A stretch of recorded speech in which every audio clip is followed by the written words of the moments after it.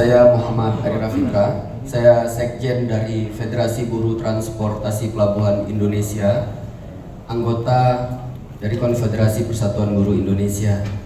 Kita bergerak di bidang transportasi dan pelabuhan berada di Tanjung Priuk, Koja, Lorong 20. Paling tidak dalam kesempatan ini ada 3 poin yang ingin saya sampaikan.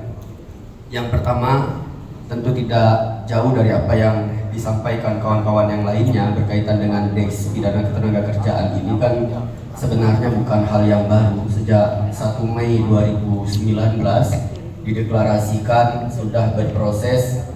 Kita berharap seluruh institusi dalam kesempatan ini dapat membuka diri bahwa dalam perjalanannya Deks Pidana Ketenagakerjaan ini belum berjalan maksimal. Tadi disampaikan bahwa bahkan kita mendapatkan penolakan. Kalau tadi disampaikan akan ada forum konsultasi, dulu ada yang namanya forum konseling.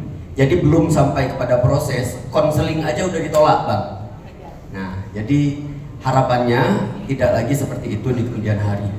Nah, yang kedua, ada hal penting juga yang harus dilihat oleh Kementerian Ketenagakerjaan dan juga dari kepolisian. Kalau tadi di sektor perburuhan secara umum ada satu persoalan yang cukup serius di sektor transportasi, bapak-bapak dan ibu-ibu sekalian. Jadi di sektor transportasi ini khususnya tracking begitu ya, kontainer trailer yang ada di Tanjung Priuk, Jakarta Utara itu, Bang. Itu secara umum buruh-buruh sopir itu tidak diikutsertakan dalam Undang-Undang 13 atau Undang-Undang Cipta Kerja. Mereka hubungan kerjanya itu kemitraan, Bang. Kemitraan itu tidak ada di dalam Undang-Undang 13 dan Cipta Kerja. Tapi seluruh perusahaan tracking yang ada di Jakarta Utara itu menerapkan sistem atau hubungan kerjanya dengan hubungan kerja kemitraan. Apa imbasnya? Ketika hubungan kerja itu hubungan kerja kemitraan, upahnya nggak jelas, Bang. Upahnya tidak menentu, tidak mengikuti upah minimum provinsi. Status kerjanya nggak jelas. Jaminan sosial, jaminan BPJS-nya, kesehatan ketenagakerjaan itu nggak ada.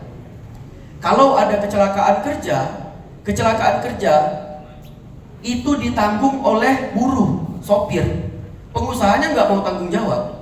Padahal sebelum dia membuka perusahaan tracking, mestinya dia sudah mengasuransikan transportasinya, kendaraannya, termasuk juga buruhnya. Tapi yang terjadi di lapangan, itu kalau terjadi kecelakaan, itu buruh yang menanggung. Sehingga konsekuensinya buruh sopir banyak, kalau mereka mengalami trouble, kecelakaan, jual tanah, jual kebun, gadek rumah, untuk mengganti baik yang meninggal, yang luka, ataupun mengganti kendaraannya.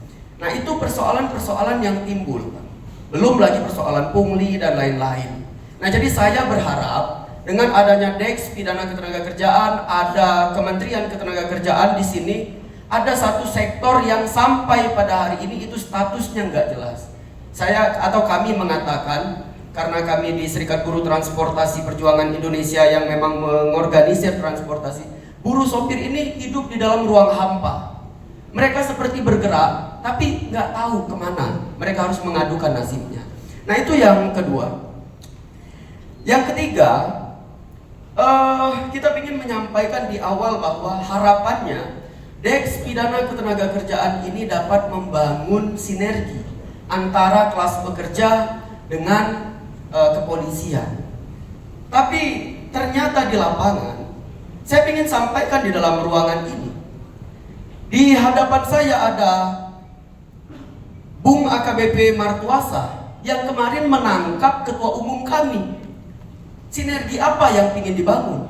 Ketua umum Konfederasi Persatuan Buruh Indonesia ditangkap, diseret. Sinergi yang seperti apa yang akan dibangun? Ya. Katanya penangkapan itu atas dasar perintah. Kami menanyakan perintah siapa? Kok ketua umum kami ditangkap? Nggak mau juga jawab. Ini memahami nggak isi konstitusi? Kalau ada yang perintah untuk menangkap, maka kami aksi itu diperintah oleh konstitusi untuk menyampaikan pendapat ketika ada keresahan.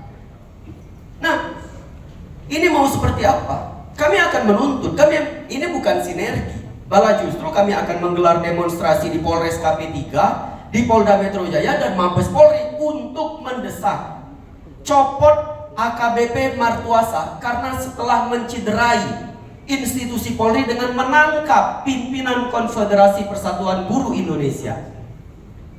Sinergi yang seperti apa yang akan dibangun? Mungkin itu yang ingin saya sampaikan. Tolong pesan kami disampaikan kepada Bapak Kapolri, Bapak Kapolda, bahwa AKBP Martuasa telah menciderai hubungan sinergi harmonisasi antara buruh dan institusi Polri. Terima kasih. Oke, Bu.